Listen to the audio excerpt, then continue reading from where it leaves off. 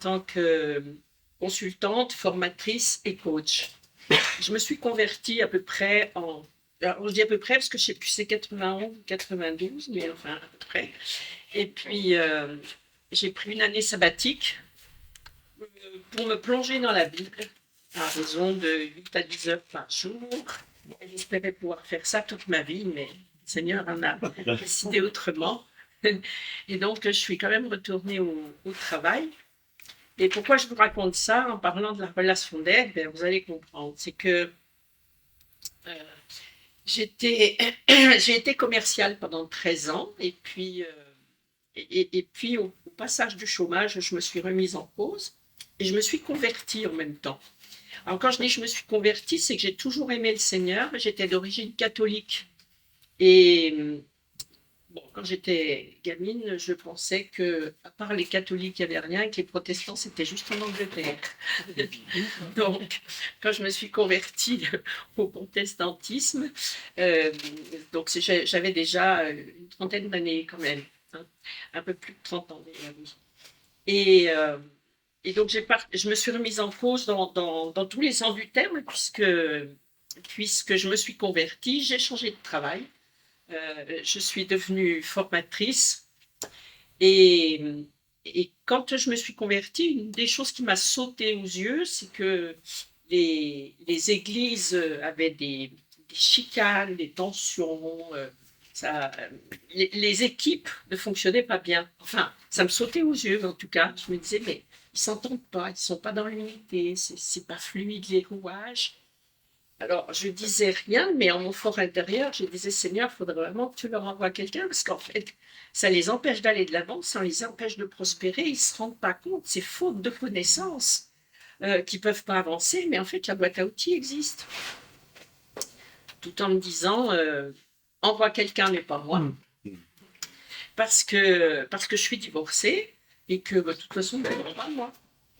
Et que j'avais aucune envie de mener ces combats-là. En fait, j'avais aucune envie d'être d'un côté avec la truelle et de l'autre côté avec l'épée. Vous voyez, quand on rebâtit le temple.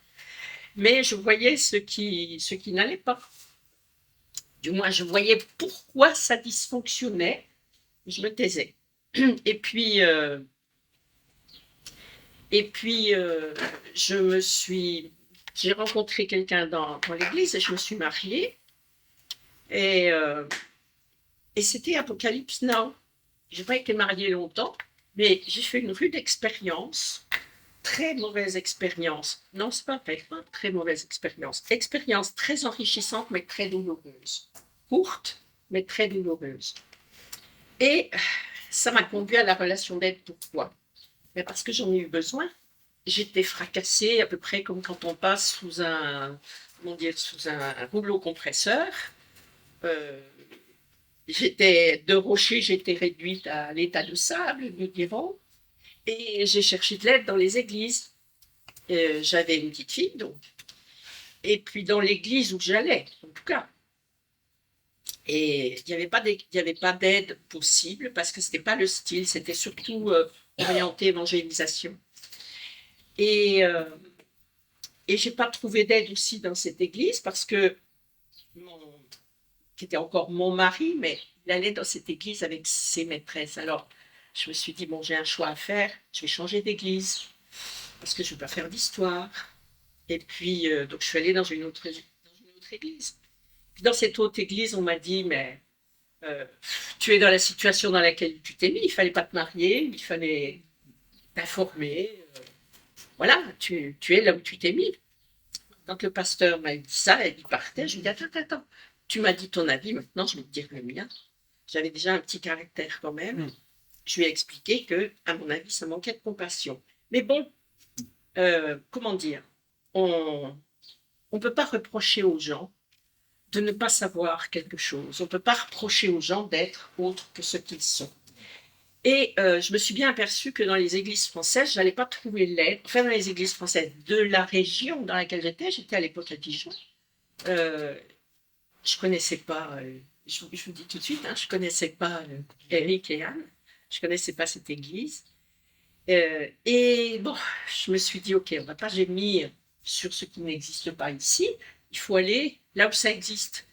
Et donc, je suis allée chercher de l'aide chrétienne parce que j'aurais pu aller chercher de l'aide laïque, mais comme je m'étais convertie, j'avais pris conscience d'un certain danger spirituel derrière certaines pratiques psychologiques. Et j'avais quand même peur de ce qu'on pouvait me mettre dans le cerveau ou du traficotage qui pouvait se faire spirituellement, alors que j'étais déjà suffisamment dans la détresse. Donc, j'ai essayé de chercher des gens solides, des gens équipés, des gens reconnus en relation d'aide. Il se trouvait que j'avais un peu de moyens financiers, donc je suis allée en Suisse. Et je suis allée souvent en Suisse pour mes besoins personnels, pour les besoins de mon bébé, ma petite. Parce qu'à l'époque, elle avait... alors, je ne sais plus, elle a commencé, on va dire, enfin, son papa est parti, elle avait 1 an. Et elle a fait des tentatives de suicide jusqu'à 3 ans. Donc ça, c'est assez difficile à comprendre. Moi, je ne connaissais pas de cas comme ça. Et cette petite, dès qu'on était dehors, elle courait, elle traversait la route, elle partait dans les grandes surfaces irrattrapables. Et j'étais complètement déconcertée. Je ne savais pas ce qui se passait. Je cherchais de l'aide, je comprenais bien que c'était diabolique, mais je ne savais pas quoi faire. Et je me suis fait envoyer bouler, comme je vous l'ai expliqué, dans au moins une église française, mais puis l'autre église, ils étaient plus orientés, comment dire, euh, ils étaient plus orientés chiffres, numéraires. Je ne parle pas forcément d'argent, je parle croissance en nombre. Et puis tant qu'à faire des gens en bonne santé, parce que ça ne casse pas trop les pieds, et puis tant qu'à faire des gens un peu aisés, parce qu'on a moins de problèmes. Alors, c'est un constat qui paraît froid, mais je vous dis ça sans amertume, sans aucun mauvais sentiment, mais c'est comme ça, c'est une réalité. J'ai fait connaissance avec l'Église, moi, dans ces conditions-là. Alors, donc je suis allée en Suisse où j'ai trouvé la compassion qu'il fallait pour ma propre guérison, mais aussi le niveau de réalité et de compétence qu'il fallait, parce qu'il ne suffit pas de pleurer avec les gens, il faut aussi savoir les tenir debout ou les remettre debout. Et puis, si ça avait été une histoire aussi simple, je ne sais pas si j'en parlerai, mais... Alors aujourd'hui, ma fille a 27 ans, hein, donc, vous voyez, ça, il y a quelques années. Mais ce que je ne savais pas, c'est que j'avais épousé... Alors je savais que j'avais épousé un noble, ce qui ne me parlait pas du tout, parce que je me disais, bon, on n'est plus en royauté, donc on s'en fiche. Il était contre, franchement, rien à cirer, parce que je me dis... quand on est converti, on est enfant de Dieu, c'est franchement plus que n'importe quel titre en France. Enfin, tout ça, à mes yeux, c'était tellement désuet. Ben oui, tu es con. Grand bien te fasse, je m'en fichais complètement. Et par contre, j'ai trouvé d'autres réalités spirituelles derrière la noblesse, derrière les droits des nobles, les droits qu'ils croient avoir et qu'ils prennent sur cette terre vis-à-vis des autres êtres humains, certains. Et puis j'ai découvert, enfin j'ai appris après les engagements francs-maçons qui étaient ceux de sa famille. Son père était un franc-maçon de très haut niveau, décédé certes, mais les droits restent actuels. Moi je connaissais rien à tout ça, mais rien du tout. Bon, donc j'ai découvert en fait dès ma conversion ce que c'est que le combat spirituel, mais je n'appelais pas ça comme ça. Je me disais on fait face à une situation et puis avec le Seigneur on va gagner et c'est tout. C'était le Seigneur est tout puissant et on va gagner dans ces situations. Et puis effectivement, mais ça a quand même été 12 ans dans les tribunaux pour la simple sécurité de l'enfant. J'ai refusé de me battre pour une sanction parce que ça, les actes qui ont été commis sur ma fille étaient prouvés et relevaient de la prison. Mais bon, la franc-maçonnerie fait qu'il n'a pas été puni. Mais pour la sécurité, c'est une autre paire de manches et là, je n'ai pas lâché. Donc, c'était 12 ans de tribunaux à raison d'1 à 3 comparutions par an et c'était compliqué. Enfin, c'était compliqué. Ça me paraissait compliqué, mais oui, c'était compliqué. C'était quand même des combats de titans parce que une femme jeune convertie euh, qui se bat contre la franc-maçonnerie, quelques experts m'ont dit, toi, tu vas y laisser ta peau, ils vont te tuer. Je dis, ben, ils vont pas aller plus loin que le bras de Dieu, ils vont pas aller plus loin que la portée de mes prières. Et je me suis pas laissée impressionner et j'ai défendu ma fille. Elle vivait évidemment enfin évidemment, elle a vécu des rituels catastrophique pour elle. Elle a vécu des violences en tout genre. Je passe vite là-dessus parce que c'est pas le lieu, puis c'est pas le propos. Et je me disais, et chaque quinzaine, il fallait reconstruire ce qui avait été détruit dans le week-end. Elle rentrait, elle était fracassée, elle était laminée. Donc, ça a commencé bébé. Et on a compris pourquoi elle faisait ses tentatives de suicide, parce que là, par contre, je l'ai emmenée chez un psy laïque qui a évidemment prouvé ce qui se passait. Donc, pourquoi je vous parle de ça? C'est parce que je me suis trouvée, en fait, devant des réalités que je crois beaucoup de personnes rencontrent, même si ce n'est pas tout à fait les mêmes. Il y a des situations absolument tragiques, dramatiques, et pas que ça, hein. Il y avait pas que ça, j'en raconte un petit morceau, mais bon, peu importe. Tout ça pour vous dire, quand je me suis convertie, il y avait une évidence. Quand je me suis convertie, Dieu m'a fait le cadeau de cette année où j'ai littéralement mangé la Bible tous les jours. Ça me cassait les pieds d'être obligée d'aller à la boîte aux lettres parce qu'il fallait que je quitte ma Bible 5 minutes. Donc j'avais une soif et une faim de Dieu et j'avais une relation avec Dieu qui était vraiment, qui me faisait du bien. Et c'est pourquoi aussi, quand j'ai rencontré cet homme dans l'église, converti, dans une église que je connaissais pas depuis longtemps, mais quand même, j'ai jamais pensé qu'il pouvait m'arriver une cuite pareille. Déjà, je savais pas que, que des personnes pouvaient être aussi diaboliques, démoniaques. Ça, c'est déjà quelque chose qui m'échappait complètement. C'est une réalité dans laquelle j'étais pas du tout. Et en fait, je pensais que le trouver à l'église, c'était une sécurité absolue. Quelqu'un qui se convertit, c'est forcément quelqu'un de bien. Alors, j'ai appris d'autres choses, voyez-vous. Donc, comment je me suis retrouvée dans la relation d'aide? D'abord parce que j'en ai eu besoin et que je n'ai pas trouvé dans ma proximité. Et je me suis dit, mais heureusement que j'ai un peu de moyens financiers. Parce que si je n'avais pas les moyens financiers, qu'est-ce qui serait passé? Je pense que je me serais débattue tant bien que mal dans mes circonstances. Et puis, je me serais sans doute bourrée de cachets antidépresseurs et sans doute que mon enfant aurait été pas tellement au meilleur état que moi. Dieu, heureusement, nous a gardés, sauvés et conduits, mais il s'est quand même servi de personnes consacrées qui étaient là au bon moment pour dire ce qu'il fallait. Ça, c'est un premier point.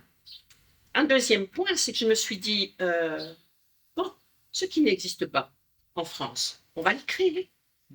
Donc, certes, d'un côté, j'avais ce combat dans les tribunaux, puis le combat pour la sécurité, puis le combat pour la santé, le combat pour la protection physique. Et d'un autre côté, je travaillais, parce qu'il fallait bien gagner le pain. Et puis, j'avais toujours en tête de servir Dieu, bien sûr, et de servir les églises. Et je ne pensais pas que j'étais utilisable puisque j'étais divorcée. Je me disais, je voyais ce qui se passait, mais je me disais, bah, pas moi, hein, parce que ne voudront jamais de moi. Et en fin de compte, j'ai percuté hier sur le. Pourquoi je vous parle de ça? C'est parce qu'en fait, hier, j'ai percuté sur votre conversation. Et je me suis dit, peut-être qu'au-delà de ce que j'avais prévu, il faudrait que j'ajoute ce morceau de témoignage. Pourquoi la relation d'aide? C'est parce qu'il y a plein de gens qui arrivent avec des histoires incroyables. Et puis, est-ce qu'on peut les écouter? Vous savez, quand ça m'est arrivé, cette histoire, euh, évidemment, beaucoup de gens m'ont tourné les talons. Pourquoi? Parce qu'il a fallu pleurer longtemps. Parce que j'avais vraiment besoin d'aide. Et les gens, ça leur casse les pieds quand vous avez quelqu'un qui pleure longtemps. Ça leur casse les pieds quand il y a une maman seule qui voudrait tout juste qu'on l'aide, qu'on donne des conseils, qu'on aide l'enfant qui n'a pas de papa, ou plutôt qu'il y en a un, mais c'est une catastrophe. Et ça, c'est, vous savez, dans les églises, ça, c'est les gens qu'on n'a pas envie d'avoir. C'est les gens qu'on n'a pas envie d'avoir. C'est les gens qu'on déteste. Et c'est incroyable les regards qui se tournent. Vous savez, les gens qui vous disent bonjour, ça va ma sœur?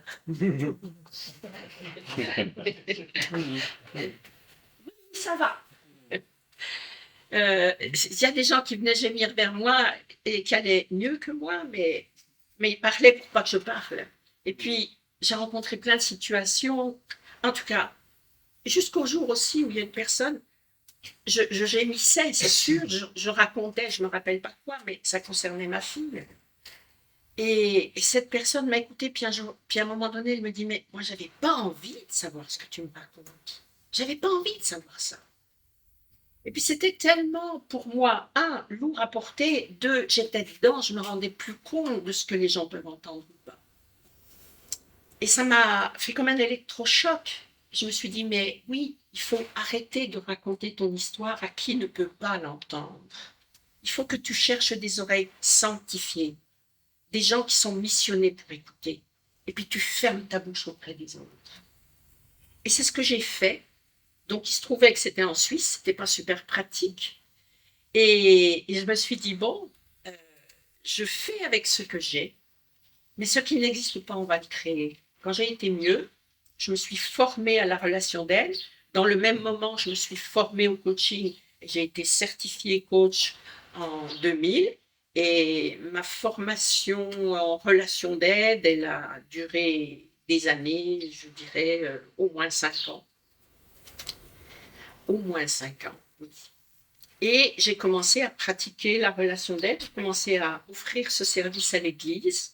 J'offrais une demi-journée par semaine, les lundis matins, surtout pour ceux qui n'avaient pas de travail et qui étaient en détresse autour du travail, parce que j'osais pas offrir autre chose que ça. Mais je me suis bien rendu compte que finalement, ça s'est transformé en des demandes diverses. Je me suis aussi rendu compte d'une chose. Je pensais que la formation, le coaching, donc j'étais dans le management, le leadership, la cohésion des équipes, donc comment travailler dans l'unité, dans les entreprises. Et ça, je l'offrais aux églises. Et ça, c'était facile pour moi de l'offrir dans le sens où je me disais, c'est pas une question d'homme, de femme, de célibataire ou pas de célibataire. C'est une question de compétences. Comment on fait pour travailler dans l'unité avec des repères bibliques. J'étais à l'aise avec ça, alors que j'étais pas à l'aise pour parler relation d'aide à cause de mon statut de femme seule, divorcée. Et ça, c'est des limites que j'avais dans la tête, en fait. Et je me suis aperçue d'une chose, c'est que dans les entreprises, on me demandait d'accompagner des managers de haut niveau. J'ai accompagné des big boss dans les sociétés d'autoroute, des PDG dans des grosses boutiques et des équipes de direction dans des grosses boutiques comme Fenwick, comme les sociétés du tunnel du Mont Blanc et d'autres, peu importe. Pour dire que c'était des gens qui étaient déjà formés dans certains domaines, mais ils bloquaient dans leur processus relationnel d'équipe et ils bloquaient dans leur façon d'exercer l'autorité dans leur espace. Et on m'appelait pour ça. Et on m'appelait notamment pour la gestion des conflits, entre autres, mais pas que. Et je me suis aperçue que derrière ces blocages, il y avait toujours des blessures personnelles. Et je me suis dit, c'est quand même pas un hasard. Si le Seigneur m'envoie d'un côté me former en coaching et de l'autre côté me former en relation d'aide, parce que tout compte fait, qu'est-ce qui fait qu'une destinée est bloquée? Bien souvent, c'est la blessure. Ça peut être la blessure d'enfance, mais pas que. Ça peut être des blessures acquises après. Bien sûr, les blessures d'enfance aussi. Et quand tout ça m'est arrivé, j'ai réfléchi sur ma vie, j'ai réfléchi sur moi-même et je me suis dit, mais Seigneur, pourquoi moi? Je me suis convertie, je t'ai fait confiance. Vous savez, quand ça m'est arrivé, l'histoire du mariage, je me suis dit, mais Jésus, tu m'as trahi. Vraiment, je lui ai dit ça, tu m'as trahi. Je ne vais pas te quitter, je ne vais pas t'en vouloir. Mais je dois reconnaître que je me sens trahie parce que c'est dans une église que j'ai trouvé ce fou-là, ce méchant. Quand j'étais mariée, je me disais, mais j'ai épousé le bras droit de Satan. Comment j'ai fait? Pourquoi moi? Et je me sentais vraiment démunie face à ça parce que j'avais donné ma vie au Seigneur. Donc, je pense que j'ai fait des erreurs que j'aurais jamais fait dans le monde, par exemple. Parce que j'ai tellement complètement occulté certains principes de discernement parce que je l'avais rencontré dans une église. Mais j'étais jeune convertie, donc tout ce que j'avais appris du monde, je l'ai balayé. J'ai fait confiance totale, quelque part à l'église, au pasteur, mais à un système. Alors j'étais une sacrée proie là, mais je ne l'ai su que plus tard, bien sûr. Je me sentais trahie de Dieu, bien que je n'ai jamais lâché la main de Dieu. J'ai dit, Seigneur, quand je vais monter là-haut, il faudra quand même que tu m'expliques pourquoi ça m'est arrivé. Mais il n'a pas attendu que je sois là-haut pour me dire. Mon enfance, c'était une enfance de rejet, d'exclusion, abusée dès l'enfance par l'instituteur. À l'époque, les parents, au secours, on n'en parle pas, on ne le dit pas, on cache et on éjecte l'enfant. Alors, bien sûr, pas défendu, c'est rien de le dire, mais je me suis retrouvée en pension à 10 ans et sans retour à la maison. Alors, je rentrais toutes les 3 semaines, quelques heures. Mais voilà, c'était ça le soutien psychologique et affectif. Ma famille était une bonne famille, c'était des travailleurs, mais tout ce qui était psychologique, ça leur passait. Puis bon, c'était l'époque comme ça aussi.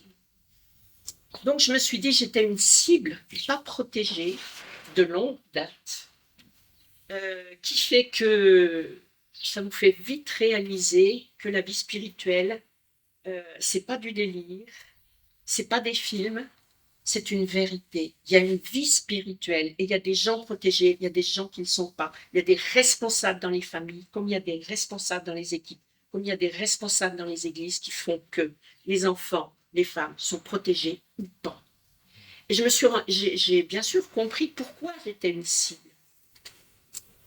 Et avec tout ce rejet, ça m'a rendue forte. Et ça m'a pas fait perdre l'esprit de vie, vous savez. On va vivre quand même, on va y arriver, on va s'en sortir parce que Jésus est le plus fort et qu'il gagne toujours. Ma mère m'a pas beaucoup parlé de Dieu, mais elle me disait Dieu ne mettra jamais un fardeau sur ton dos plus lourd que celui que tu peux porter. Et je m'en suis toujours souvenue. En tout cas, quand je me suis retrouvée dans ces situations, je me suis dit galère quand je ne suis pas mariée, quand je ne suis pas chrétienne. Je suis enfant de Dieu catholique, mais quand même, ça n'a rien à voir. Triple galère quand je suis convertie. Plus. Seigneur, qu'est-ce qui se passe? Je voulais juste te servir. Mais Dieu a entendu ma prière. Je ne peux pas vous dire le nombre de personnes qui ont été au bénéfice des coups durs que j'ai pris dans ma vie. Pourquoi? Parce que ces coups durs, soit on reste sur soi, on gémit, soit on décide de renverser la vapeur. Quand ça m'est arrivé, tout ce que j'ai vécu, j'ai dit, Seigneur, j'aurais jamais voulu vivre ce que j'ai vécu, mais je l'ai vécu, c'est comme ça, on ne peut pas le refaire. Il y a une chose, c'est que je refuse que le diable ait la moindre parcelle, minime, micro-parcelle de réussite et de succès dans ma vie. Il perdra. Il a perdu et il perdra. Tout ce qui m'est arrivé de mal, il faut que ça se traduise en bien pour les autres. Donc, qu'est-ce que j'ai fait? Je me suis formée. Coaching d'un côté. Je peux vous dire que dans les entreprises où il est interdit de parler de Dieu, j'ai dit d'abord, mon big boss, s'il faut perdre un client, je perdrai un client. S'il y a une âme à sauver, je le ferai. J'ai jamais perdu de client, mais j'ai vu des miracles, des vies transformées, des déblocages incroyables. Des gens qui ont donné leur vie dans le cadre de l'entreprise en peu de temps, parce que j'avais peu de temps pour intervenir. J'ai vu ça, parce que j'étais formée en relation d'aide. J'étais formée en coaching. Le coaching, c'est on aide quelqu'un dans sa carrière, on aide quelqu'un dans son boulot. Mais quand la racine est une blessure, c'est plus du coaching, c'est de la thérapie, c'est de la relation d'aide. Et il faut pouvoir faire ça. Et j'ai vu des miracles grâce à la relation d'aide, tout simplement parce que j'avais les outils de compréhension. Je ne sais plus qui vous l'ai marqué tout à l'heure, je vous montrerai. Quelqu'un a dit je soigne, mais c'est Dieu qui guérit. On voit se pareil. Je soigne, mais c'est Dieu qui guérit. Et nous sommes ces véhicules. Moi, j'ai toujours dit au Seigneur que je sois le canal plus pur par lequel passe ton esprit. Ni colère, ni haine, ni vengeance, ni ressentiment, ni amertume. Quoi qu'il me soit arrivé, je veux être le canal pur par lequel passe ton esprit. Je veux que ce qui m'est arrivé, ça arrive le moins possible aux autres. Et donc, j'ai commencé à faire comme ça des formations, d'abord autour de la cohésion des équipes, et puis autour de la relation d'aide, parce que ça marche ensemble. Quand on œuvre dans une église, on voit que les gens se tiraillent et ils vous disent oui, mais tu sais, un tel, il a un caractère. Oh, mais non, mais où elle? Ah, mais elle a un caractère. C'est des gens qui fonctionnent comme ci, comme ça. Et je me dis non, ce que vous ne comprenez pas, c'est que dans la maturité des équipes, il y a des étapes. Et il y a des conflits qui vont avec l'étape. Le conflit dit ce qu'on a besoin de changer. On le change, il n'y a plus de conflit. C'est un escalier, la maturité d'une équipe. Et donc, les gens se blessaient par méconnaissance. Et dans tout ça, bien sûr, ça permettait, le coaching marche avec la relation d'aide parce que les blessures personnelles empêchent de bien communiquer. Et donc, Dieu m'a amené à aller beaucoup en Suisse pour faire mes formations. Après quoi, je me disais, je vais travailler dans le monde séculier, travailler dans les églises qui voudront bien m'accueillir, mais dans mon esprit, cohésion des équipes. Et puis finalement, les formations à la relation d'aide dans les églises, ça s'est fait tout seul. Parce que les gens m'ont dit, mais on a tellement de souffrances dans nos églises, en fait, on ne sait pas quoi en faire. On ne sait pas. Alors, c'est sûr, quand vous avez la personne qui se plaint pendant des lustres parce qu'elle a de l'arthrite, de l'arthrose et je ne sais pas quoi, on va prier pour toi, ma sœur. Et c'est bien, et vous lui imposez les mains, et vous avez bien raison. Mais est-ce qu'on pense à toutes les blessures psychiques? Vous savez, on voit les maux du cœur, du corps, mais on ne voit pas les maux de l'âme. Et souvent, je dis, mais si on pouvait voir l'être intérieur des gens, on verrait qu'ils sont sanguinolents, qu'ils sont cassés, qu'ils sont brisés, qu'ils ont été fouettés, qu'ils ont été crucifiés. Mais leur corps ne le dit pas forcément. Et la relation d'aide, c'est là. Alors parfois, on me dit, mais la relation d'aide, c'est... Alors, il faudrait que j'avance mon diaporama peut-être. Hein. La relation d'aide, c'est... la relation d'aide, est-ce que ça ne fait pas concurrence au ministère du pasteur? Ben, c'est un ministère pastoral. C'est plusieurs fois. Pardon. Il s'est avancé tout seul. Ouais. Voilà. Ben, oui, ça fait partie du ministère pastoral. Qu'est-ce que c'est que la relation d'aide? C'est avoir le cœur du berger. On pourrait dire pourquoi le Seigneur est allé chercher Paul, un assassin multirécidiviste, pour en faire un évangéliste et un bâtisseur d'église. Pourquoi il a demandé à Osée d'épouser une prostituée, d'avoir des enfants de prostitution et bis repetita. Je me dis, oh, il a dû morfler le garçon. Oh là là, comme il a dû être malheureux. Ça doit être dur. Je connais bien, moi, ce que c'est. Mon ex-mari, c'était, comment dire, pathologique, ça, chez lui. Euh, bon, donc, ça veut dire que parfois, le Seigneur fait passer ses serviteurs et ses servantes par des chemins qu'on a du mal à comprendre. Regardez Ézéchiel, par exemple. Hein. Ouh, il a mangé bon aussi, Ézéchiel, hein, question des souffrances. Et d'autres. Bon, Jérémie et d'autres. Voilà.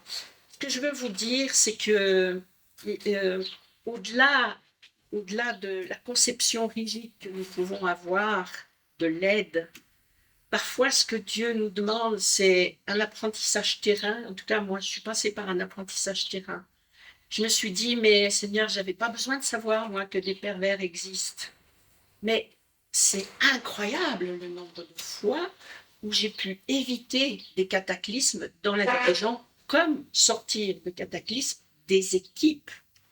Je me souviens d'une entreprise, par exemple, où on m'a dit, franchement, là, tu vas dans de la gestion de conflits, mais c'est vraiment des conflits serrés, on n'a jamais rien pu faire, mais là, si tu y arrives, on a beaucoup d'autres équipes à te confier. Et qu'est-ce qui fait que je suis arrivée à défaire ces nœuds? C'est que mon patron, c'est d'abord Dieu. C'est pas mon portefeuille. C'est pas ce qu'on va dire de moi. C'est pas ce que les autres pensent. C'est d'abord Dieu, premièrement. Deuxièmement, j'ai pu appeler à cause de ce que j'ai vécu. J'appelle un chat un chat. Je dis, mais vous avez de la haine les uns pour les autres. Comment ça? Oui, ce que vous dites là, c'est de la haine. Vous vous souhaitez la mort pour jouer. Mais figurez-vous qu'il y a un monde spirituel qui vous entend et c'est sérieux ce que vous faites. Vous maudissez, vous pratiquez de la sorcellerie en entreprise. Voyez-vous, j'appelle un chat un chat. Si j'avais pas vécu ce que j'ai vécu, j'aurais peut-être eu peur qu'on me rejette, peur qu'on m'aime pas, peur qu'on ne comprenne pas. Mais avec le parcours que j'ai eu, j'ai pas peur de ça. Parce que seul, je sais ce que c'est, et seul, je l'ai jamais été parce que Dieu a toujours été là. Et j'ai pu sortir certaines équipes de souffrances incroyables parce que j'étais formée en relation d'aide, parce que Dieu donne la boîte à outils. Parfois, Dieu a délivré des démoniaques, bien sûr, il a délivré des paralytiques, puis il a dit va et ne pêche plus. Donc il y a sa part et il y a notre part. Mais parfois, on se retrouve dans des situations où on dit mais Seigneur, moi je ne sais pas comment accompagner ces gens. Je ne sais rien, moi, comment on fait. Une fois, on m'a confié une personne bipolaire. J'ai dit, Seigneur, moi, je ne sais pas faire. Je ne sais pas faire. Qu'est-ce que c'est que ça? Comment je fais, moi, pour accompagner une personne bipolaire? Je ne sais rien. Comment je fais pour accompagner une personne qui accuse les autres de ce qu'elle fait elle-même? On a juste envie de lui dire, mais t'es fou, quoi. C'est toi qui fais ces choses. Pourquoi tu accuses l'autre? Si vous ne connaissez pas les mécanismes humains, troubles, foireux, pervers, démoniaques, comment vous faites pour incarner le cœur de Dieu? Jésus sait tout, mais nous, non, on est obligé d'apprendre. Alors, je me suis formée, ça c'est sûr, et ça m'a servi dans de nombreuses situations. Ce que je veux, sur le témoignage personnel aussi, je voulais conclure sur une chose. On pourrait se dire, et ça a été mon souci, mais Seigneur, je t'aime depuis toujours, mais cette petite fille que j'ai eue, est-ce qu'elle va hériter des troubles du papa? Et est-ce qu'elle sera sauvée avec le papa qu'elle a, qui a lui un engagement satanique? Et ma fille, elle va être déchirée, Seigneur. Et j'ai appris que non, parce que l'enfant est sous la grâce de celui qui est chrétien, premièrement. Et deuxièmement, bien que tout était fait pour sa mort, tout était fait pour sa mort physique et psychique. Eh bien, aujourd'hui, elle a 27 ans. Je peux vous dire que jusqu'à l'adolescence, il y a de la construction, de la destruction, de la construction, de la destruction. C'était ça tous les 15 jours. Je me suis dit, à l'âge de l'adolescence, ça va donner quoi? Dieu a permis qu'à l'âge de l'adolescence, les droits de visite soient terminés, qu'il perde ses droits de visite. Là, elle a craqué. Elle a donc été en hôpital psychiatrique. Et quand elle est en hôpital psychiatrique, le psychiatre m'a dit, madame, elle a tellement décompensé, on ne voit pas comment cette jeune fille pourra remonter. En gros, laissez-nous votre fille en hôpital psychiatrique et puis faites-en le deuil, quoi. Elle ne pourra pas remonter. Alors j'ai dit au psychiatre, je vous remercie de votre humilité et de votre transparence. Vous venez de m'annoncer la limite du médecin terrestre et je vous remercie de ça parce que le médecin des médecins n'a pas dit son dernier mot. Et ma fille a craqué, ça a duré de mémoire 1 an et demi à l'hôpital psychiatrique. Alors, 4 mois complets et après, petit à petit, elle est sortie. Quand elle est allée à l'hôpital psychiatrique, elle m'a dit j'accepte d'aller à l'hôpital psychiatrique à condition qu'on me permette la louange et ma Bible. Ils ont dit oui. Et quand elle est sortie, elle est donc allée à l'église et un jour elle est rentrée. Elle m'a dit maman, j'ai reçu, le groupe de jeunes a prié pour moi. Je sais que je suis guérie, je pose les médicaments. Ah, j'avais peur. J'avais peur. J'ai dit mais attends, maman, je sais que j'ai ma guérison. Et c'était vrai. Le psychiatre a constaté que c'était vrai. Aujourd'hui, ma fille, elle est en couple, elle a un petit garçon, elle est éducatrice spécialisée dans la sauvegarde de l'enfance. Dieu a de l'humour parce qu'elle accompagne des enfants en difficulté au tribunal, elle défend leur cause au tribunal comme le ferait un avocat. Et elle confronte des gens comme son père. Elle n'a pas un brin d'amertume. Elle est douce comme le bon pain. Mais elle a une telle autorité. Je me dis, Dieu est bon quand même. Dieu a de Dieu renverse les situations. C'est incroyable, incroyable. Alors, pourquoi la relation d'aide? Eh bien, notre parcours, c'est un parcours pavé de roses, mais nous, on a marché sur les épines et je vous laisse les pétales. On a souffert, on a pleuré, mais vous savez, ce qui me reste, c'est pas la souffrance, c'est la victoire. Aujourd'hui, je réfléchis, on a eu des victoires, on a vu des miracles, mais des miracles.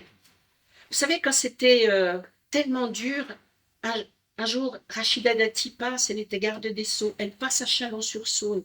En quelques minutes, je lui prépare un dossier, je vais lui porter ce dossier et je réussis à la croiser, elle prend ce dossier et elle intervient dans le dossier.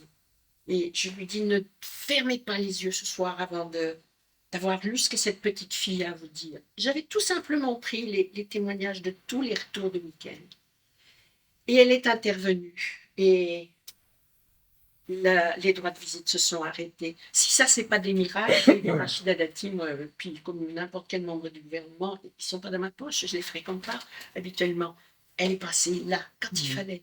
Si ça, c'est pas des miracles, voyez-vous. Et elle a lu le dossier et elle est intervenue pour dire à Chalon-sur-Saône, maintenant vous allez rendre justice à cet enfant. Alors, des miracles, on en a vu. Moi, je me rappelle de la souffrance, mais quand je dis je m'en rappelle, en fait, quand je vous dis je m'en rappelle, en fait, je m'en rappelle pas. J'ai mon catalogue de victoires, j'ai mon catalogue de succès par rapport au diable. En fait, j'en veux à personne. Je me suis rendu compte que dans la relation d'aide, il y a des clés, le pardon, mais pas n'importe quand, pas n'importe comment. Et puis, si j'avais pas été aidée dans tout ça par des gens qui savent faire, j'aurais pas gardé ma santé parce que c'était tellement injuste, cruel, fréquent. On ne sait pas tenir. Moi, j'étais un agneau, je suis devenue un lion, mais la métamorphose, elle n'est pas simple. C'était pas ma nature du tout. Et surtout, je pensais pas que Dieu allait se servir de tout ça. Mais le nombre de fois où Dieu s'en est servi. Et voyez-vous, il y a des fois qui me reviennent. Bien sûr, il y a des gens qui ont été protégés grâce à ma connaissance. Mais une fois, Dieu m'a demandé d'aller aider une personne qui était du même type que mon ex-mari. Et là, j'ai dit, oh, Seigneur, je passerai volontiers mon tour, là. Je ferai bien un Jonas.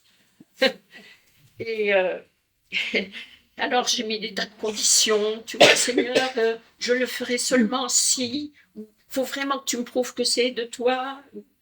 Et en tout cas, c'était pour moi. Et Dieu est bon parce que je pensais que ces gens ne se convertissaient jamais. Et celui-là, il s'est pas converti, ou ben, du moins, il a donné sa vie au Seigneur, mais je ne sais pas ce qu'il est devenu.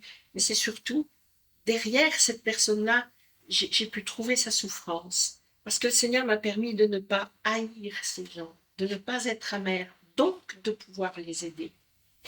Et j'ai pu l'aider, lui, et surtout, j'ai pu voir cette vérité. Derrière un bourreau, il y a aussi un enfant blessé.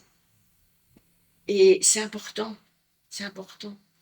Donc, j'aime ces formations à la relation d'aide, j'aime former les gens. Pourquoi? Parce que je me suis dit, il vient dans vos églises, qu'est-ce qui vient d'abord dans vos églises? Il vient des gens qui sont expatriés, qui ont traversé parfois le monde dans des conditions épouvantables, des gens qui ont perdu leurs enfants, qui ont perdu leurs conjoints, qui ont perdu leur travail, des gens qui ont vécu des choses comme j'ai vécu, des gens qui se sont drogués, par exemple, qui ont cru que c'était pas grave la drogue, et puis ils sont charpis, des gens qui ont bu toute leur vie, qui ont cru que c'était pas grave de boire, et puis leur cerveau, c'est devenu une vieille morille toute ratatinée.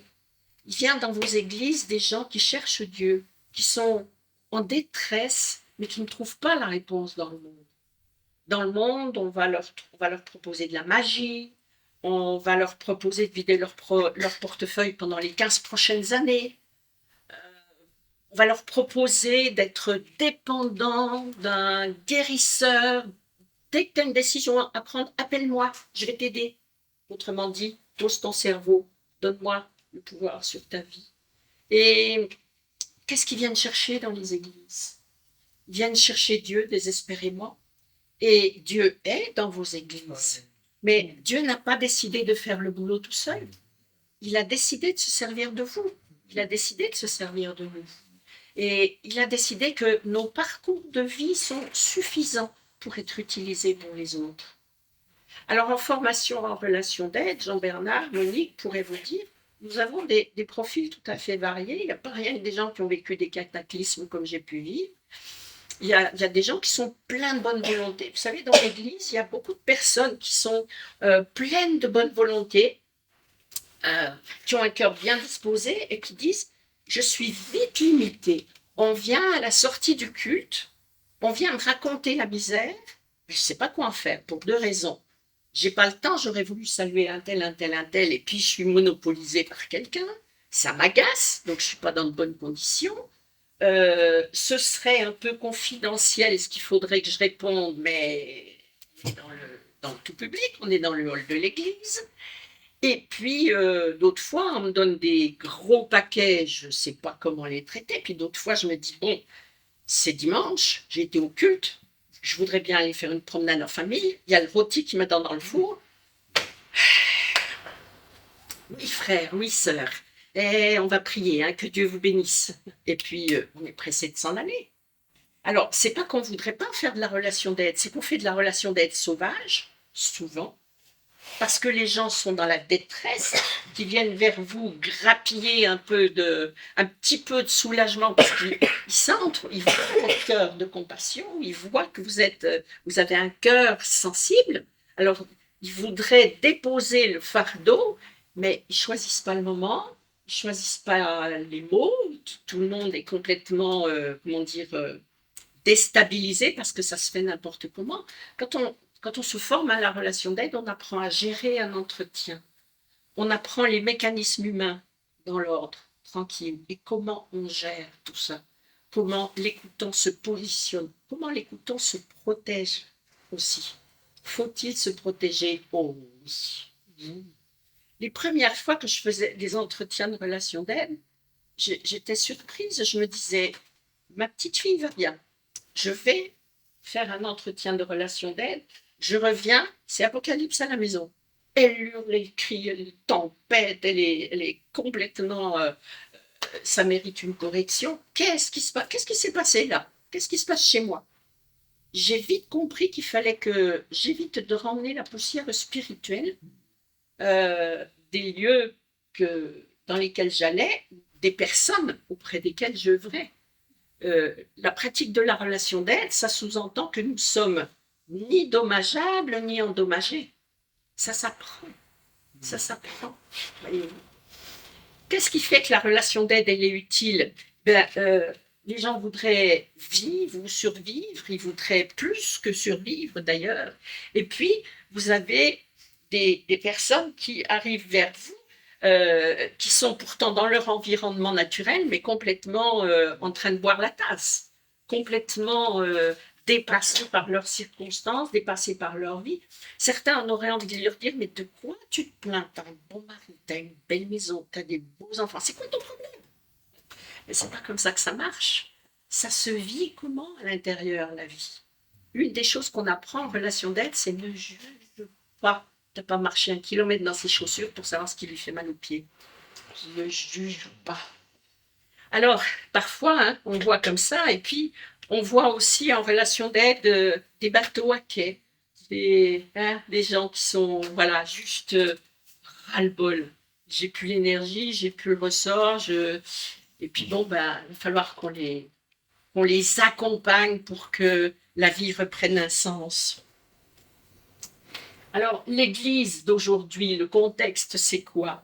Ce sont des gens qui vivent des pressions. Hein? Pourquoi il fait ça? Hein? Oui, espèce de rebelle. L'Église locale, elle voit arriver des gens qui disent SOS Jésus. Bien souvent, les gens viennent à l'église parce qu'ils disent « Je suis au chômage, j'ai besoin de changer ma voiture, ma femme m'a quitté, mon patron me fout dehors, ou bien mes voisins me détestent, ou bien je ne sais pas quoi. je vais aller à l'église, on ne sait jamais. Peut-être que s'il y a un Dieu, peut-être que une des missions de la relation d'aide, c'est vraiment la conversion. Vraiment. Vraiment la conversion. Et puis, dans un deuxième temps, c'est de remettre les choses dans l'ordre. Il faudrait se convertir parce que ça a du sens d'aimer Dieu pour lui-même. Mais en plus, il nous fait des cadeaux, c'est vrai. En plus, il nous donne du boulot. En plus, il vous donne ce que vous avez besoin. Mais il ne faudrait pas que ça soit ça en premier. Dans la relation d'aide, il nous faut du courage aussi parfois pour remettre les choses dans l'ordre. Remettre les choses dans l'ordre. Dieu est un Dieu souverain. Ce n'est pas un distributeur de, de bénédictions.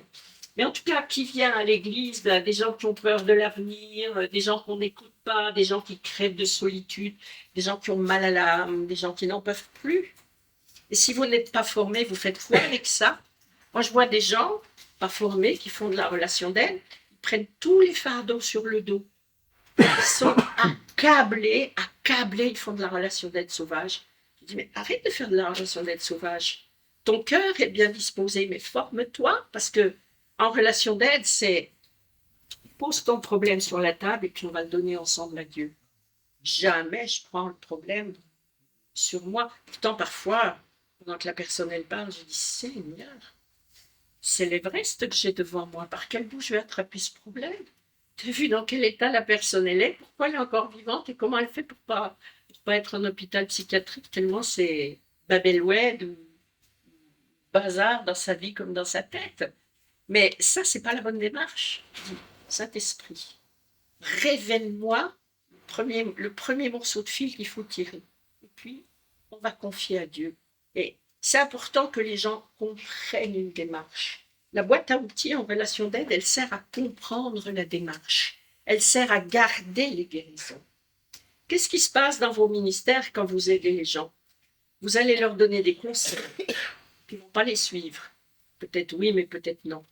Et vous allez redonner les conseils, et vous allez repasser les conseils par une porte, par la fenêtre, par la cave, par le grenier. Puis d'un moment, quand tu auras envie de changer, tu changeras. Parce que le conseil, ça marche pas. Ça marche pas. C'est pas ça dont ils ont besoin. Alors, est-ce que la relation d'aide, c'est un ministère? Ben moi, je vous dirais, c'est un ingrédient du ministère. C'est le cœur du berger. Jamais Jésus n'a rejeté quelqu'un qui souffre. Jamais il a rejeté les cassés de la vie. Il a même ressuscité les morts. Et en relation d'aide, je peux vous dire qu'on ressuscite les morts. Ce n'est pas leur corps qu'on ressuscite, mais c'est leur être intérieur. Vraiment. L'équilibre dans les émotions, la façon d'analyser, de comprendre et de penser. C'était tout bancal. Et puis, on va remettre de l'ordre là-dedans. Pourquoi? Parce qu'on apprend comment ça marche. Il y a une maman qui me disait il n'y a pas longtemps, mais mon fils, il a bu pendant, je ne sais plus si c'est 30 ou 40 ans. Et puis là, il a un cancer et voilà qu'il s'est remis à boire. Alors mon mari a dit non, mais là c'est bon, hein, on le laisse tomber, on s'en occupe plus. Et en plus, il ne nous traite pas bien, il ne s'excuse même pas. Je lui dis mais est-ce que tu sais ce que l'addiction à l'alcool, ça fait sur son cerveau? Est-ce que tu sais les zones du cerveau qui sont touchées à cause de ces addictions? Il n'a plus le moyen d'être dans la bonté, dans la douceur et dans la gentillesse. Il n'a plus que l'agressivité, c'est-à-dire plus il boit pour cacher sa souffrance et pour essayer de ressentir un plaisir, une compensation, plus ça l'emmène dans la violence et l'agressivité. Auprès de qui? Auprès des proches, c'est normal. Il n'a pas la possibilité autrement. Son cerveau est comme ça maintenant. Et quand vous le savez, vous priez pour le cerveau. Seigneur, on va prier pour ce cerveau. Satan, lâche ce cerveau. Restitution de tout ce que tu as volé. Voyez-vous, les stratégies de prière, quand vous savez ce qui se passe, ce n'est pas les mêmes. Et on voit les miracles.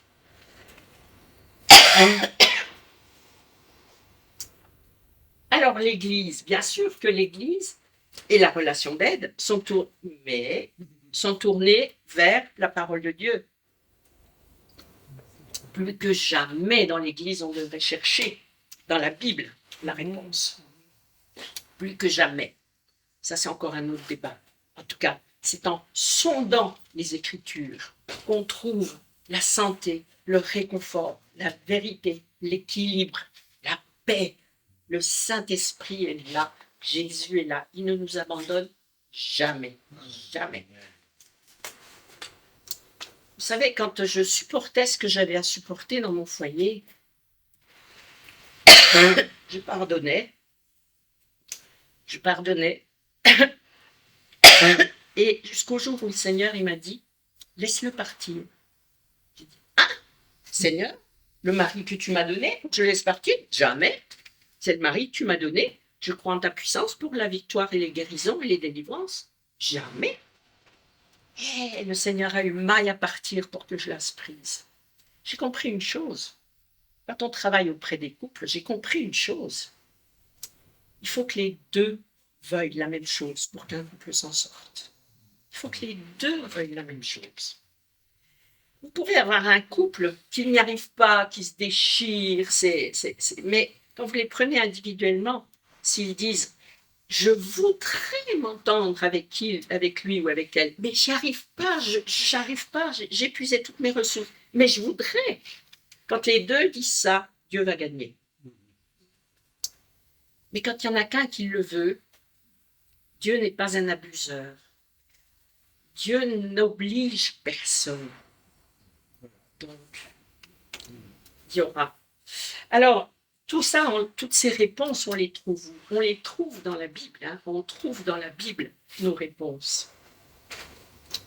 L'Église de demain, elle va accompagner des personnes et la relation d'aide, la relation d'aide, c'est un peu, on montre le chemin à des personnes pour qu'elles arrivent à grimper cette échelle et à trouver les réponses que Dieu veut. C'est-à-dire, comment je fais pour rencontrer ce Seigneur? Comment je fais pour être rempli du Saint-Esprit? Vous savez, quand vous êtes criblé de souffrance, de chagrin, de soucis, quand on dit au Seigneur, quand on dit aux gens, pose tes soucis à la croix, Dieu s'en occupe.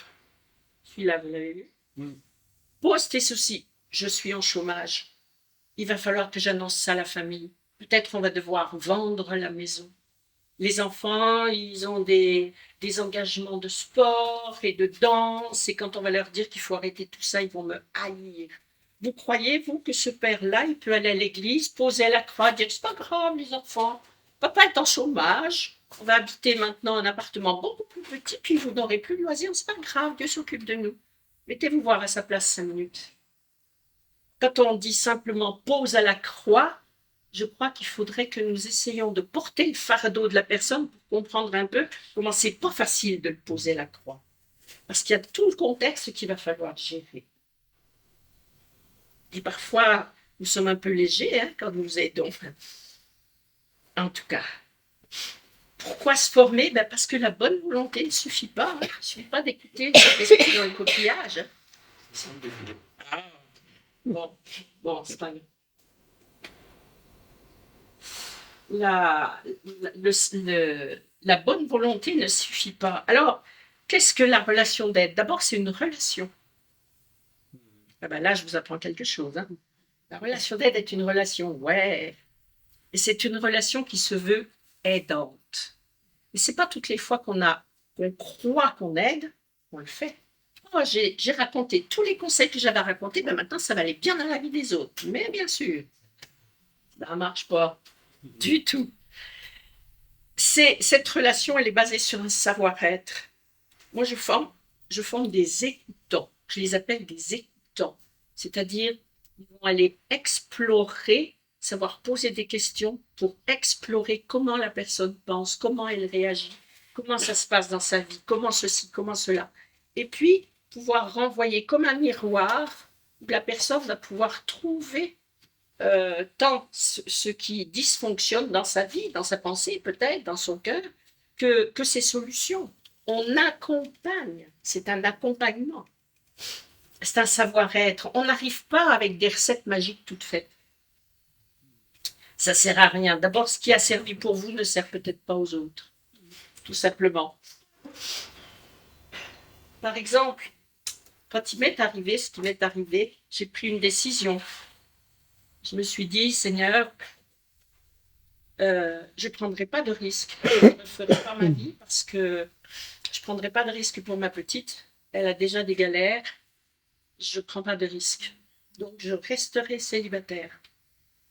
Et puis, je pense qu'en plus, te servir, c'est bien. Et le Seigneur m'a montré qu'avec, quand mon mari est parti, j'avais le sentiment que on m'arrachait un bras, c'était une amputation sans anesthésie. Et le Seigneur m'a dit, oui, mais regarde, c'est moi la prothèse. Ça m'a marqué cette histoire-là. Et j'ai fait le choix de rester seule.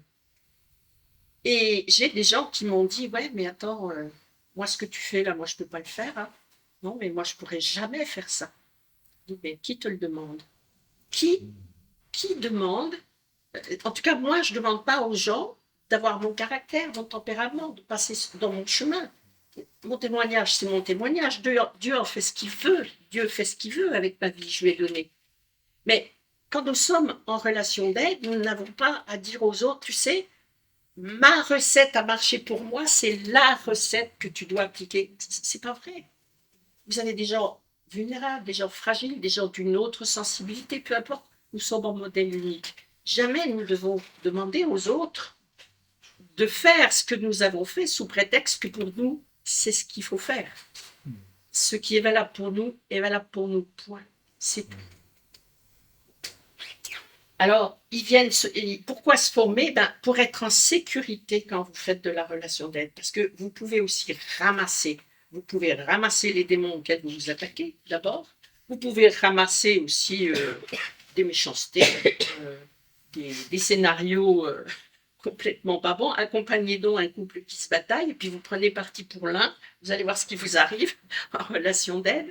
Donc, il faut savoir faire. Et puis, ce qui est important aussi, c'est d'associer nos forces. C'est mieux de pratiquer la relation d'aide à deux. C'est mieux de la pratiquer dans le cadre de l'Église. Je vais laisser là, pas tout le temps remonter. Si vous pouvez pratiquer la relation d'aide à deux, c'est mieux.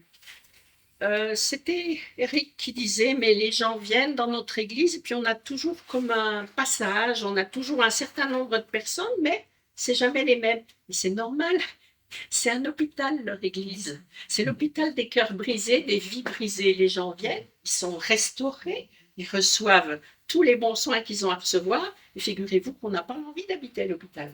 Après, on poursuit son chemin. Alors, il faut accepter nos identités et nos ministères tels qu'ils sont. Donc, oui, il y a des gens que vous accompagnez, puis vous les perdez parce que vous les avez accompagnés. C'est parce que vous les avez accompagnés, parce que vous avez fait ce bon travail, c'est justement votre bruit qu'ils ne veulent plus voir. Et pourtant, ils sont reconnaissants, mais ça leur rappelle leur souffrance, ça leur rappelle parfois leur déchéance. Ils n'ont pas envie. Donc, il faut accepter que quand on fait de la relation d'aide, on les lâche. Seigneur, j'ai traversé leur vie, j'ai fait ce que j'avais à faire, je te les rends. Qu'ils soient bénis.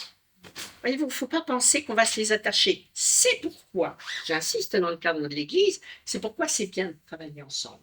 Parce que peut-être que ceux de l'Église de Jean Bernard, ils vont plus apprécier d'aller être écoutés par quelqu'un de l'Église d'à côté, et puis ils vont revenir dans l'Église de Jean Bernard sans penser on sait tout de moi maintenant. Vous voyez, dans le cadre de l'Église, la personne qui a eu à confesser des choses, à raconter des choses parfois terribles, quand elle vous regarde, elle se rappelle de ce qu'elle a dit. Et elle ne sait pas forcément faire avec ça. Moi, j'ai bien vu parfois les gens croient que je me rappelle de leur histoire et grâce à Dieu, je refuse de m'en rappeler. Moi, j'ai dit, Seigneur, ça, c'est leur histoire et ton histoire. Moi, je ne suis pas dedans.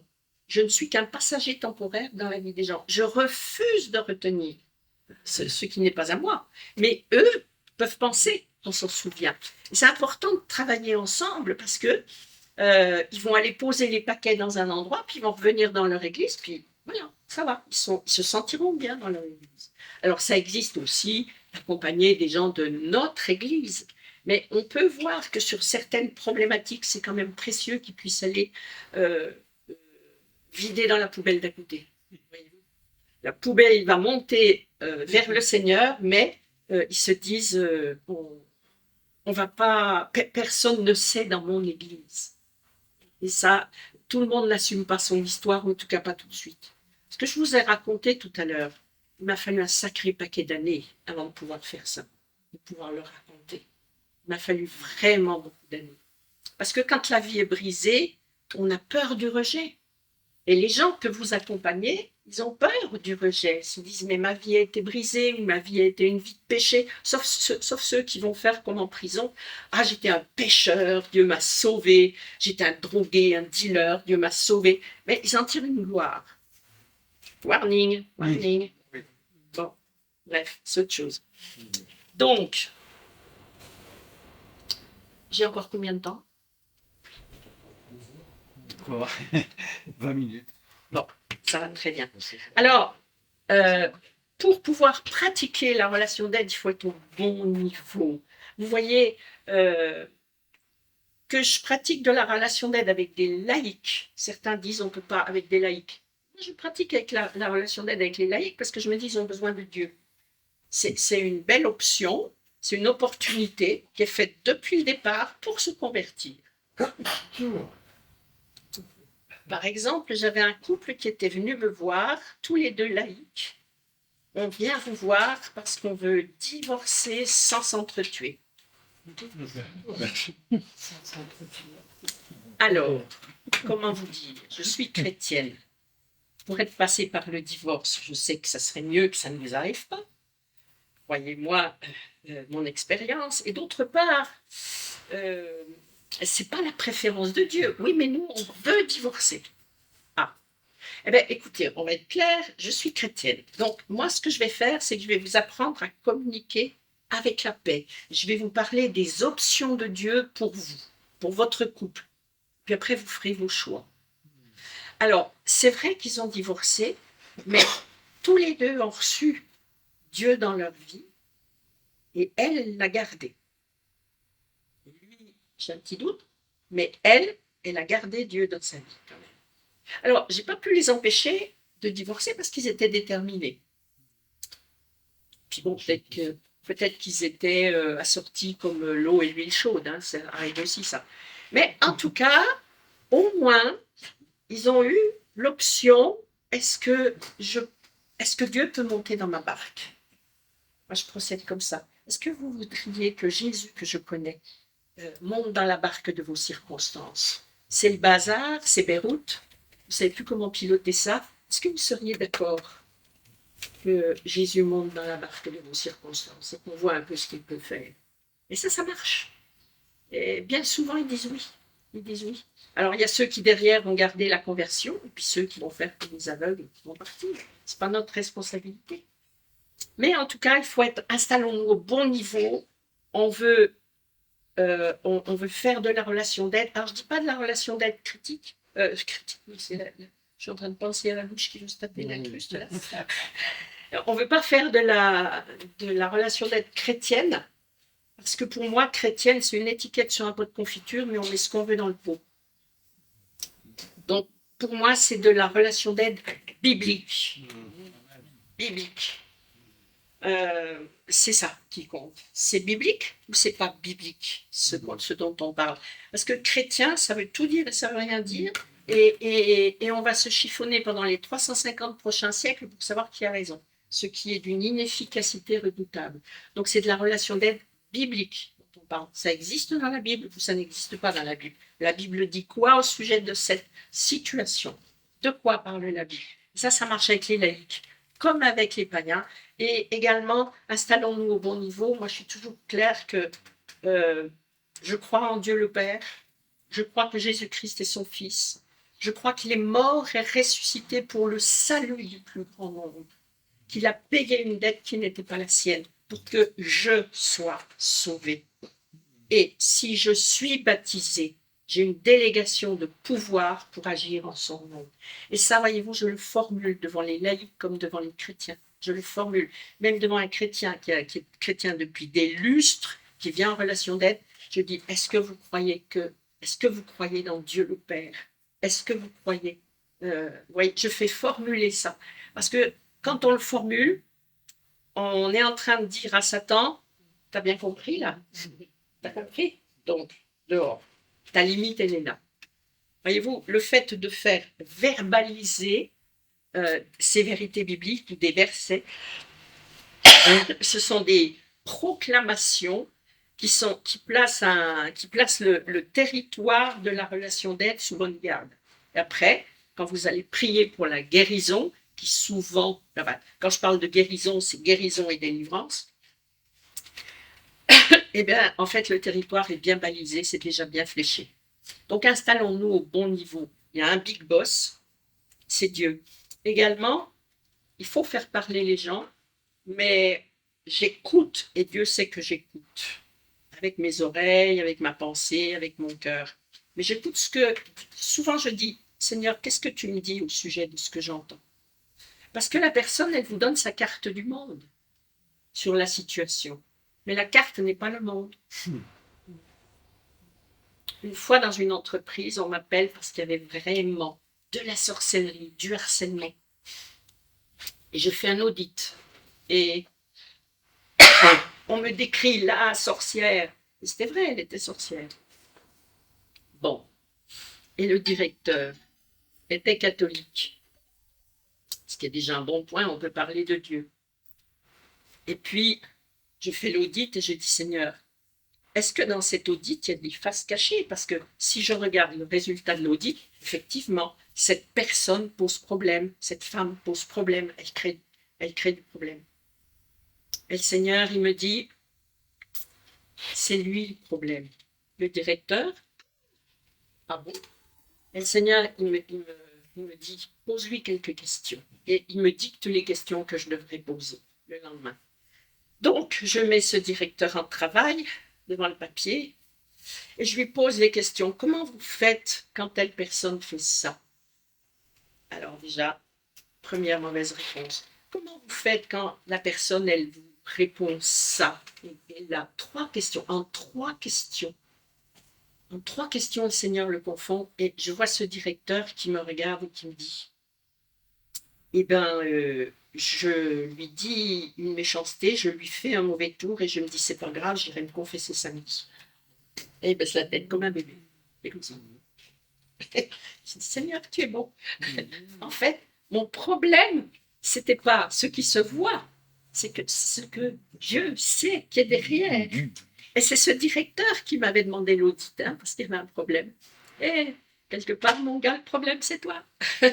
Alors, avec amour, mais voilà. Vous savez, quand c'est le Seigneur qui pilote, la vérité va surgir. Parce que ce qui se voit, c'est pas toujours ce qui se voit. Voyez-vous, ce qui se voit, c'est une chose. Alors, soyons au bon niveau. L'église de demain, c'est aussi une église missionnaire pour certains. Hein. Pour certains, vous envoyez des missionnaires. Et puis, en relation d'aide, tant que vous avez un cœur bien disposé, mais vous agissez avec votre personnalité. Tu es solidaire. Hein. Nous agissons avec notre personnalité. Et en fait, nous entendons des histoires où nous avons envie de dire non, mais c'est pas vrai, des situations comme ça, mais on va lui tordre le cou à celui qui va vous parfois, on a envie de réagir humainement avec nos émotions. Hein. On dit, eh bien, on est orienté problème quand on fait ça. Vous voyez, en relation d'aide, il faut qu'on écoute, mais qu'on soit orienté solution. Seigneur, qu'est-ce que tu entends là-dedans? Et parfois, nos émotions, elles nous donnent envie de compatir. Mais là, on n'est plus dans la compassion, on est dans la sympathie, on est planté. On est au même endroit qu'eux, et on est aimanté, on est scotché. C'est-à-dire la personne, elle ressent des choses et vous ressentez la même chose et c'est fichu. Vous ne pourrez pas l'aider. Donc, la compassion, c'est aller les chercher là où ils sont, mais pas pour rester au même niveau. Si on commence à gémir, si on commence à critiquer, si on commence à être de leur avis, on ne pourra pas les aider. On ne pourra pas les aider si on commence à dire, mais je te comprends. Alors, je te comprends, oui, mais je suis de ton avis, mais tu as raison, c'est immonde, mais incroyable, mais comment des gens comme ça peuvent être dans l'église, mais bla, bla, bla, bla, bla, bla. Allez, déversons, déversons. Et puis, on a fait quoi? On n'a rien fait. On est orienté problème quand on fait ça. Et quand on fait ça, le problème, c'est qu'on est orienté problème. Et quand on se revoit, on est orienté problème. Et quand on se revoit, on est orienté problème. Et vous m'avez compris, on n'en sort pas. La posture, c'est très important. On doit être orienté solution. C'est-à-dire, raconte-moi le problème. raconte-moi le problème, oui, mais succinctement, et dans ce problème, qu'est-ce qui pose problème? De façon à ce que la personne, elle puisse se dire, une fois que j'ai raconté mon problème et que j'ai gémi, ce qui est juste, on ne passe pas le réveillon. C'est un peu comme si vous disiez, je suis malade, il faut que j'aille chez le médecin. C'est un bon constat. Ah, j'ai mal à la gorge, ben oui. J'ai mal aux oreilles, ben oui. Je tousse, oh oui. Et puis, on reste là, on fait que ça. Je vais chez le médecin. Oh, c'est déjà une bonne décision. Première décision constructive. Il fait une ordonnance. Super, j'emmène l'ordonnance. Je la laisse dans mon sac à main, je ne vais pas chercher les médicaments. Orienter solution, c'est qu'est-ce qu'on va construire comme solution qui va nous amener à sortir de la situation. C'est-à-dire que nos émotions, parfois, elles nous piègent. Nos croyances limitantes nous piègent. Tout ça, ça s'apprend. Voyez-vous, il y a une situation qui est dysfonctionnelle, mais notre rôle en relation d'aide, c'est de dire la personne, elle est où et elle veut aller où. Et mon travail, c'est de tracer une route sur cette trajectoire selon le cœur de Dieu, avec des escaliers qui permettent de rendre accessible la solution. C'est ça notre travail en relation d'aide.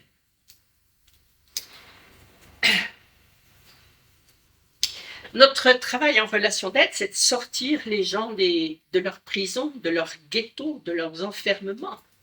C'est pas de constater qu'ils sont enfermés. Oui, ben ils sont enfermés, ok. Et si vous allez chez le médecin et que vous ne prenez pas le traitement, vous n'irez jamais mieux.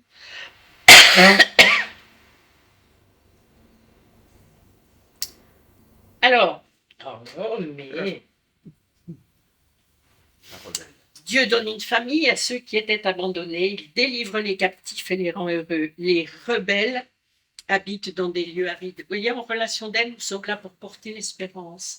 Et pour porter l'espérance là où il n'y en a pas.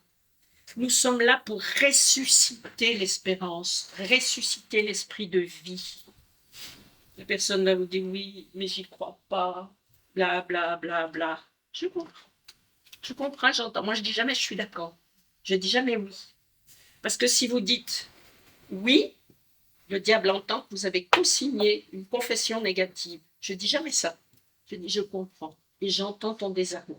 Je comprends. Mais la parole de Dieu dit autre chose. Et la relation d'aide, elle s'appuie sur des versets bibliques clés. Sur des versets bibliques sur lesquels vous allez pouvoir vous en servir de béquille. Je ne dis pas que c'est des versets fourre-tout, parce qu'il faut en avoir sous les yeux. Des versets bibliques qui vont redonner la vitamine, qui vont redonner l'espérance. Confie-toi en l'Éternel de tout ton cœur. Mais j'ai prié 150 millions de fois, ça ne marche pas. Alors pourquoi tu viens me voir? Si ça ne marche pas, pourquoi tu viens me voir? J'ai pas de baguette magique. Prie, toi. Oh, bah, t'as raison. Dieu entend ma prière, il ne veut pas de la tienne. T'es puni. Voyez-vous, parfois, il faut les réveiller aussi sur ce qu'ils confessent. Qu'est-ce qu'ils confessent? Ils confessent la puissance du Dieu ou ils confessent que ça ne marchera pas? Nous devons, nous, en tout cas, faire attention. Ainsi donc, comme des élus de Dieu, revêtez-vous des entrailles de miséricorde. Et vous voyez, on touche là à quelque chose de spécial parce que c'est vrai qu'on n'a pas tous la même identité. Je vous le disais, il y a des églises qui sont tournées évangélisation. Et franchement, l'évangéliste, il n'est pas bon en relation d'aide. C'est rien de le dire. C'est pas son truc. Moi, je me rappelle un pasteur qui m'a dit, tu sais, quand il faut que j'écoute une personne sur un problème une fois, ça va 2 fois, alors 3 fois, je ne sais plus quoi dire. Ça me casse les pieds, ça me casse les pieds. Parce que son identité, c'est vraiment un évangéliste. Donc, c'est pourquoi la relation d'aide dans l'Église, pourquoi se former? Mais parce qu'il y a des gens qui sont appelés pour ça. Il y a des gens qui ont un cœur de compassion, ils sont là pour le soin. Eric l'a dit tout à l'heure, leur Église, c'est une Église où il y a du soin, lui dans son domaine, sa femme. Mais finalement, tous les gens qui sont là ont une identité commune. C'est pour ça qu'ils se plaisent là. Et ce qu'il faut comprendre dans une église, c'est qu'on n'a pas on n'est pas des couteaux suisses. Il y a des bons prédicateurs, il y a des bons évangélistes, il y a des bons louangeurs, et puis il y a des bonnes personnes pour faire l'école du dimanche, et puis il y a ceux qui sont là pour le soin. C'est un des services de l'Église. Et tout ça représente le ministère pastoral. Parce que le ministère pastoral est composé de la louange, est composé de parler, porter la parole de Dieu, est composé de plusieurs dimensions. Prendre soin, guérir, ressusciter les morts, ça fait partie de la relation d'aide. Et quand je parle de ressusciter les morts, je parle des morts intérieures. J'y crois plus. Ma vie est finie. J'ai la mort dans l'âme. Eh ben, on va prier pour que tu vives, ressuscite. On va faire ce qu'il faut pour ça. Alors, voyez-vous, parfois, on est peut-être un peu trop limité. On pense que ressusciter les morts, c'est il y a un mort sur la planche réfrigérante et on veut qu'il marche. Si Dieu le veut, il va marcher. Mais on n'est pas tous appelés uniquement à ça. Il n'y a pas beaucoup de personnes qui voient la résurrection des morts corporels. Mais je peux vous dire que la résurrection des morts spirituels, la résurrection des morts psychiques, la résurrection des émotions, le retour à la vie dans la vie de quelqu'un, j'en ai vu un paquet. Et gloire à Dieu. Il y a un monsieur pas converti. Il avait perdu son enfant, il y avait 15 ans. Ça faisait 15, ils avaient un autre enfant. Et ça faisait 15 ans que sa femme était en dépression. Et c'était un manager d'équipe. Et son big boss me dit, je vais le virer. Bon, j'avais les managers en formation. Et puis, tout le monde disait, il est taciturne. Personne ne savait. En fait, personne ne savait. Bon. Et il avait un enfant handicapé à la maison. Et il n'était pas bon manager parce qu'il n'était pas joyeux. Quand les managers font des réunions, ils aiment bien que ça rigole et tout. Et il n'était pas dans la note. Mais ceci dit, il faisait très bien son boulot. Son patron me dit, je vais le virer. Il n'a pas l'esprit de chez nous. Et puis son patron me dit, et puis, il est à la formation, ce gars. Et à un moment donné, je ne sais pas ce que je dis dans la formation de management, mais je le vois vraiment changer de tête. Je vois que ça ne va pas, je déclare pause. Tout le monde s'en va, je le retiens. Et je lui demande s'il se passe quoi. J'ai vu que j'ai touché quelque chose. Qu'est-ce qui s'est passé? Qu'est-ce que j'ai dit? Et là, il me raconte. J'avais dû parler du pardon dans les équipes. Et puis, quand son enfant était mort, le banquier les avait harcelés tout de suite, même le jour de l'enterrement. Et il s'était senti tellement maltraité par cette insensibilité de cœur. Ils n'avaient jamais pardonné que sa femme était dépressive. Bon, ça n'allait pas. Et je me disais, Seigneur, il raconte, les minutes passent, le retour de la pause. Donc, en fait, j'ai 20 minutes à partager. Donc, je lui laisse, je ne sais pas, 4 minutes pour raconter. Quelques minutes, je ne sais plus combien. J'ai dit, Seigneur, je fais ce que je n'ai pas le droit de faire. Est-ce que vous êtes croyant? Non, pas du tout. Moi, je suis croyante. Je crois en Jésus-Christ, qui est mort et ressuscité pour le salut. Et est-ce que vous me donnez la permission de prier pour vous? Oui. Je dis, est-ce que vous accepteriez de demander... Si vous êtes d'accord avec ma prière, je vous demande juste de dire Amen, ce qui veut dire je suis d'accord. Ça veut dire je signe cette prière. Il dit oui. Et puis je lui dis, vous savez, la grâce, c'est un cadeau gratuit. Ce que le banquier a fait, il n'y a pas d'excuse. C'est juste innommable. Il n'aurait jamais dû faire un truc comme ça. Il n'y a pas d'excuse. Simplement, tant que vous ne lui aurez pas pardonné, vous allez mal. Donc, par amour pour vous-même, il faudrait lui faire cadeau. Je regarde comme ça, je lui dis, ouais, le pardon, c'est un cadeau gratuit, c'est pas mérité du tout. Mais c'est ce que Jésus a fait pour nous sur la croix.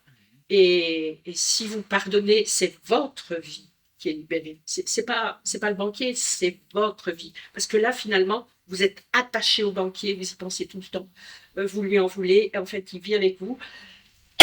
C'est comme si vous étiez attaché à un rocher au fond de l'eau, puis vous essayez de nager pour ne pas vous noyer. J'ai dit, en fait, pardonner, c'est vous libérer. Il me dit, d'accord. Est-ce que je peux prier pour vous? Il me dit, d'accord. Les stagiaires allaient revenir. Hein.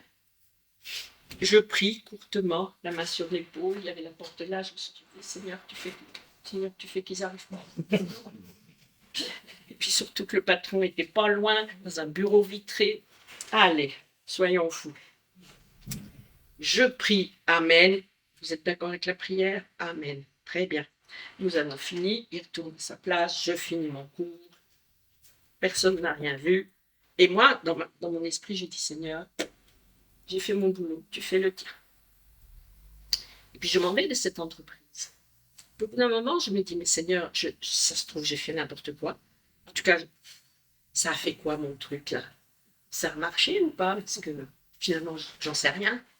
Je ne sais plus, c'est 3 ans, 5 ans après, je retravaille avec son boss, ce directeur d'entreprise.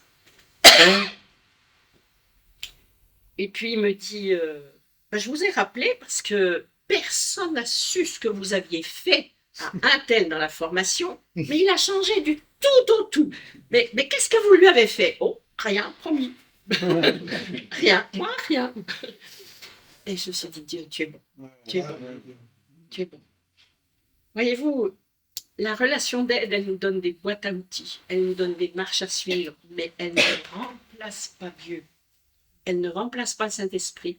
Elle ne remplace pas la part de Dieu, mais nous devons faire la nôtre. Et je vous dis, cet homme, bien que non converti, il a dit un vrai Amen. Il a donc vraiment dans son cœur invité Jésus, et puis Jésus l'a libéré de cet esprit de mort. Et il l'a libéré grâce au pardon. Voyez-vous, c'est ça les entrailles de miséricorde. Parfois, dans les églises, on dit non, mais tu peux pas prier pour les laïcs parce que tu vas chasser un démon, puis il y en a 7 qui vont revenir. Moi, je chasse pas les démons, je prie pour la guérison. Dieu se débrouille avec le reste, quand il s'agit de laïcs. Mais je sais très bien qu'il a chassé cet esprit de mort de sa vie, en tout cas. Je crois que nous devons cultiver les entrailles de miséricorde. Nous devons les réclamer, nous devons les chérir, nous devons les cultiver. Est-ce que c'est un ministère de fête? Est-ce que ce service de relation d'aide, ça nous rend hilar de joie? Pas tous les jours. Et je devrais dire que je pensais tout à l'heure en venant, je me disais, mais Seigneur, si au lieu d'être sur le chemin de la guérison des autres, et j'ai payé le prix pour ça, j'ai payé un prix, mais pas tout le prix, puis enfin. Mais quand même, j'ai appris par souffrance et par expérience. Et je dis, mais Seigneur, ça donne du bon fruit. Bon, mais si au lieu de ça, tu m'avais donné beaucoup d'argent pour faire le tour de la terre dans une magnifique croisière, des paquebots, des piscines, des cocktails, je choisirais quoi? Eh bien, je peux vous dire qu'il n'y a rien qui m'a donné autant de bonheur que les miracles que je vois. C'est irremplaçable. Quand vous voyez les miracles dans la vie des gens, parfois je suis juste silencieuse avec les larmes parce que c'est juste merveilleux. Quand j'ai vu que ma fille, elle était au tribunal en train de défendre la cause des enfants face à des gens, je me dis, mais Seigneur, t'as fait ça en tant que bon. Mais comment? C'est, comment dire, vous savez, Dieu renverse les situations. Et là où les gens sont, comme le petit canard tout à l'heure, la tête sous l'eau, c'est Dieu qui va leur donner. Vous savez, quand on vous dit, vous êtes la tête et non la queue, victoire, point. Comment Dieu fait, on s'en fout, c'est son problème, victoire, point. C'est tout. Mais chacun son travail. Nous avons besoin d'avoir de la connaissance. Nous avons besoin de savoir comment ça marche pour avoir des prières ciblées. Voilà, je pourrais vous en parler encore longtemps, mais...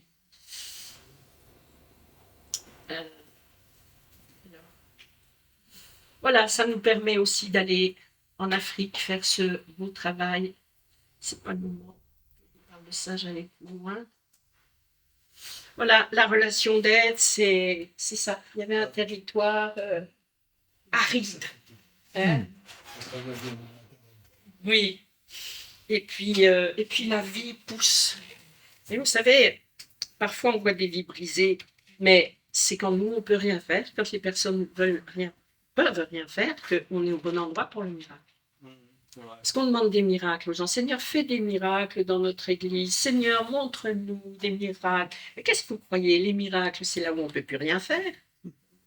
Ça prend où les miracles? Quand la situation est fichue. Là, il y a les miracles. Vous êtes prêts?